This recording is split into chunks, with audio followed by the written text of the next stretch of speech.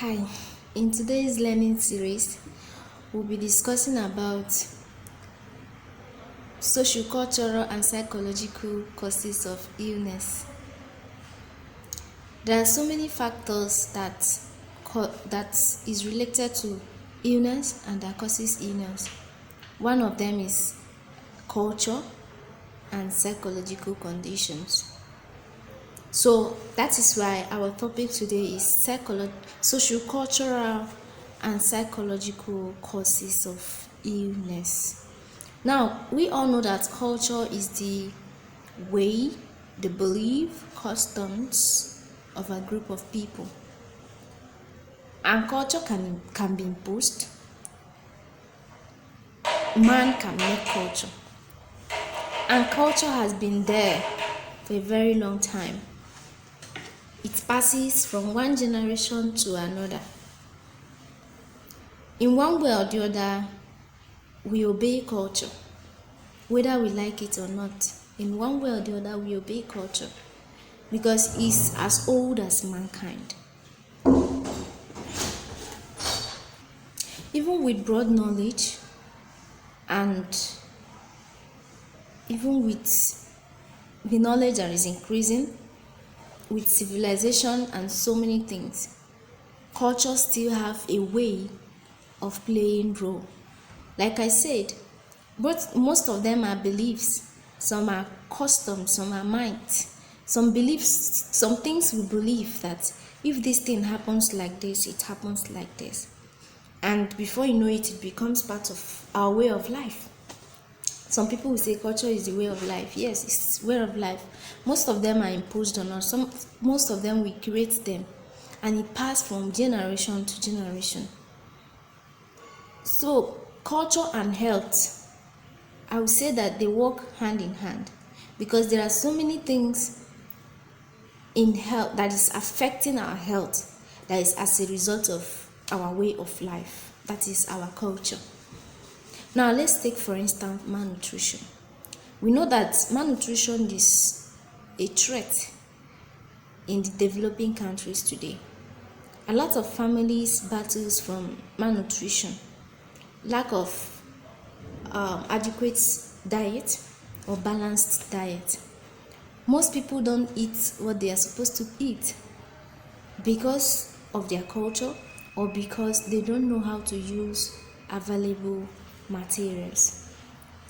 I don't know if I'm to discuss this or leave it in another series, using the available materials.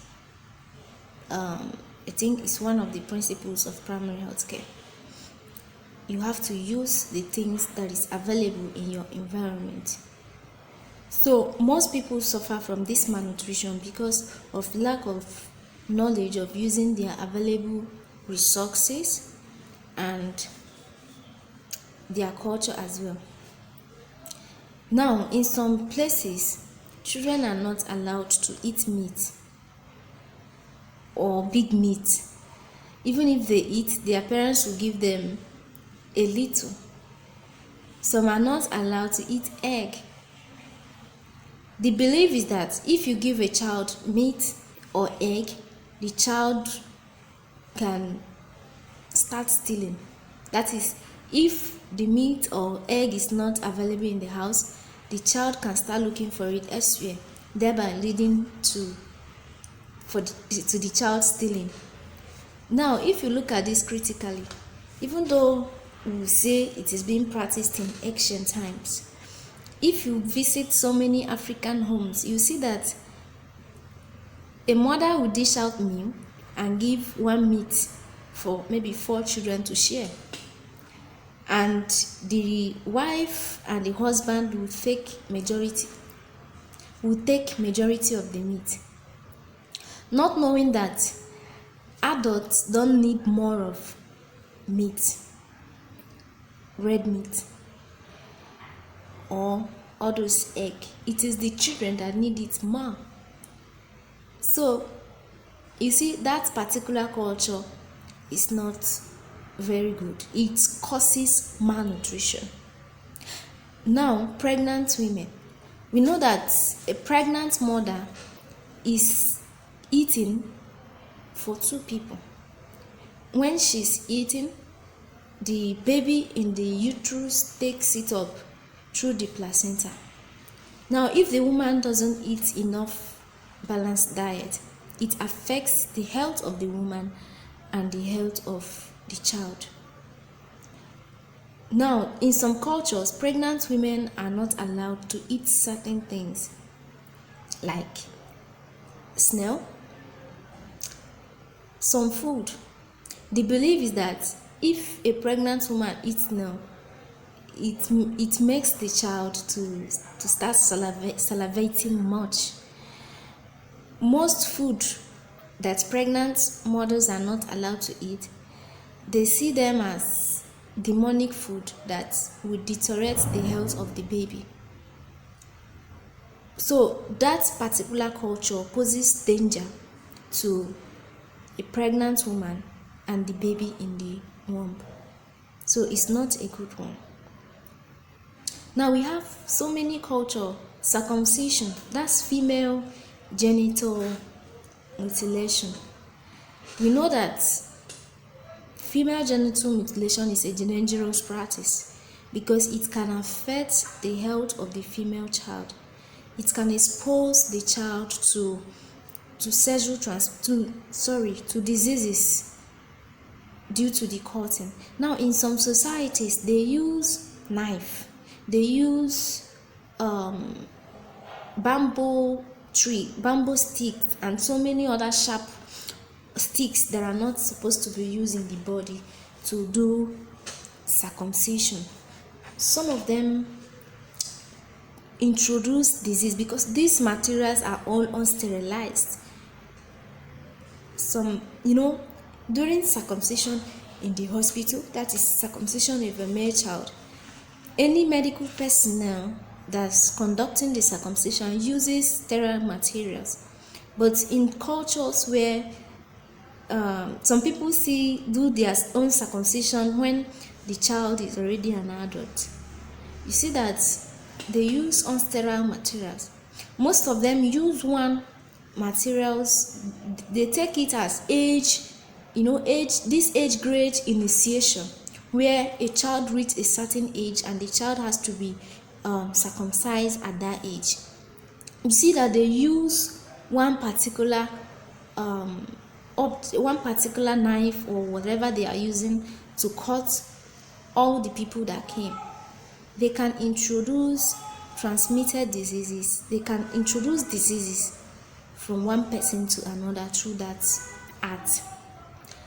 Another cultural practice that causes ill health is initiation. Just like I mentioned, circumcision during initiation. Some people do have a culture of initiating people to a certain age grade. So because of that, they cut the child.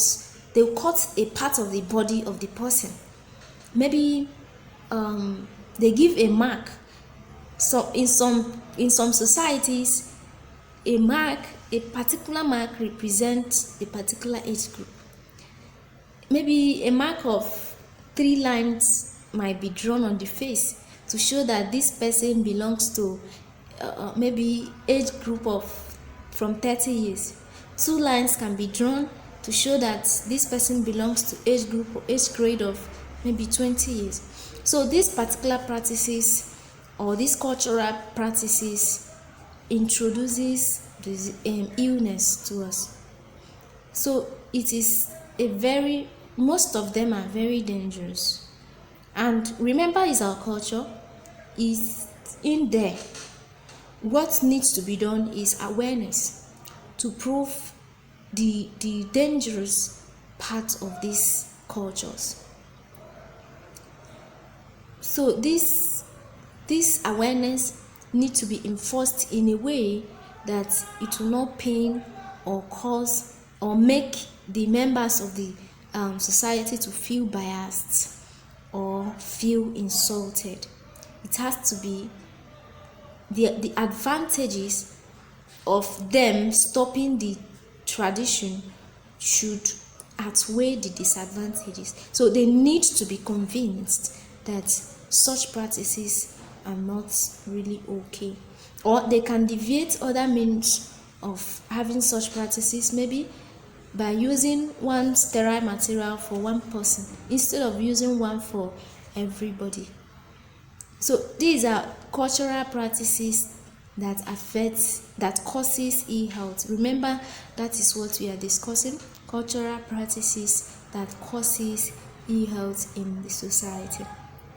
So all these practices cause diseases, and if you trace them, you see that their disadvantages are more than the advantages.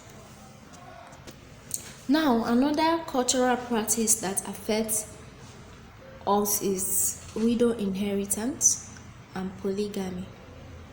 Some cultures you are allowed to marry more than one wife. If any of the wife carries an ill health, there is every possibility that it can pass to everybody in that household, the husband and the co-wives. Widow inheritance is when a woman's husband died, the brother of the man will take over the wife, will marry the wife, take the responsibilities. These are means of spreading some sexually transmitted diseases, because assuming the woman is suffering from any ill health, or the deceased man died as a result of one ill health, and the wife has the ill health already, it will affect the next person that is inheriting the woman. And it also has a psychological effect, because it's not really easy for a woman that the husband died to just marry off the younger brother or the elder brother of the husband just like that. Sometimes these cultures don't even consider the psychological effects. Today, mental health has been a major campaign, because for you to function very well, your mental well-being is very important. It has to be in order for it to function very, very well. So what we are discussing is those cultural practices that causes ill health. I've mentioned malnutrition in case of prohibiting children from eating certain food, prohibiting pregnant women from eating certain food as well, widow inheritance, polygamy. I mentioned female circumcision that pose threat to the girl child. I will discuss female circumcision in another video elaborately. We'll discuss the dangers, the implications of it. Now, I mentioned also female circumcision and male circumcision. I mentioned initiation into certain age grades in the community. Most of them are being done forcefully.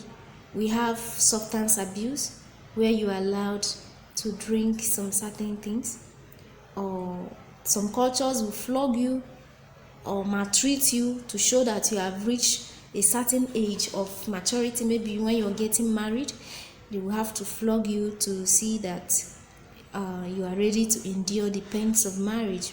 Such practices can cause physical injury to the person, and so many other cultural practices which I can't really mention in this video. You can mention them in the comment section while we discuss them. Now, I mentioned also that we are talking about psychological causes of illness. This one is just those problems that affect the mind, those major problems that affect the mind, like lack of job, poverty.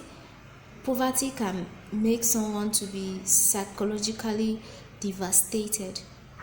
Unemployment, all these ones causes ill health, because unemployment can lead to depression. It can lead to malnutrition. It can even make someone to have hypertension, heart attacks. All these things can lead causes of e-health in our society. I believe that this video has been helpful, especially those in studying some certain courses that relates to sociology of illness, other health related field as well.